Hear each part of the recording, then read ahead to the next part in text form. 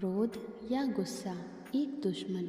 एक बार की बात है कि एक गांव के पास खाली बड़े से मैदान में एक पेड़ के नीचे गौतम बुद्ध बैठे थे। उनके सामने काफ़ी सारे शिष्य भी बैठे थे। गौतम बुद्ध उन शिष्यों को अपने विचार सुना रहे थे और सभी शिष्य उनकी बातें ध्यान से सुन रहे थे। गौतम बुद्ध जी ने अपने शिष्यों को कहा कि हमें कभी भी ज़िंदगी में क्रोध नहीं करना चाहिए और कभी भी किसी को बुरा भला भी नहीं कहना चाहिए, क्योंकि जो व्यक्ति क्रोध में रहता है वह खुद को नुकसान पहुंचाता है और दूसरों को भी नुकसान पहुंचाता है।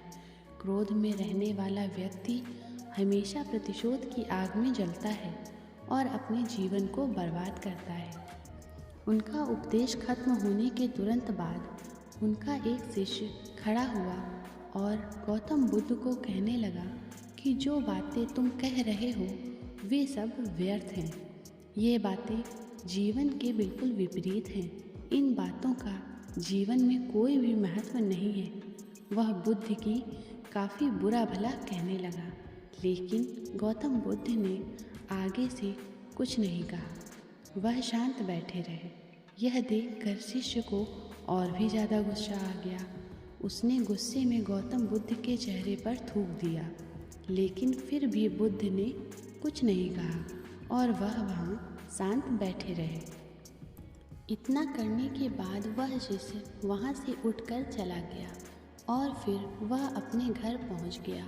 घर पहुँचते पहुँचते उस शिष्य का गुस्सा बिल्कुल शांत हो गया और उसे एहसास हुआ कि उसने गौतम बुद्ध के साथ बहुत गलत व्यवहार किया है।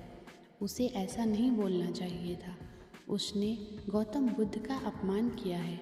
अब शिष्य को बात समझ आ गई थी और उसे अपनी गलती के लिए काफ़ी पछतावा हो रहा था। इसीलिए वह गौतम बुद्ध के पास जाकर माफ़ी मांगना चाहता था।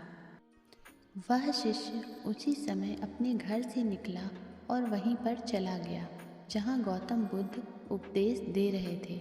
लेकिन वहाँ जाकर शिष्य ने देखा कि वहाँ पर गौतम बुद्ध नहीं है, क्योंकि गौतम बुद्ध इधर उधर जाते रहते थे और अपना उपदेश देते रहते थे। लेकिन उस शिष्य ने ठान लिया था कि वह गौतम बुद्ध से माफ़ी मांग कर ही हटेगा।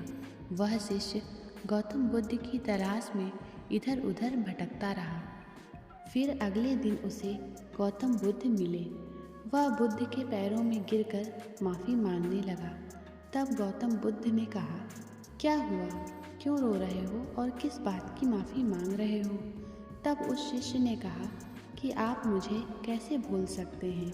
मैं वही हूँ जिसने आपको कल इतना बुरा भला कहा था और मुझे इतनी जल्दी कैसे भूल सकते हैं? तब बुद्ध ने कहा कि मैं कल की बात कल पर ही छोड़ देता हूँ। यही मेरे जीवन जीने का तरीका है।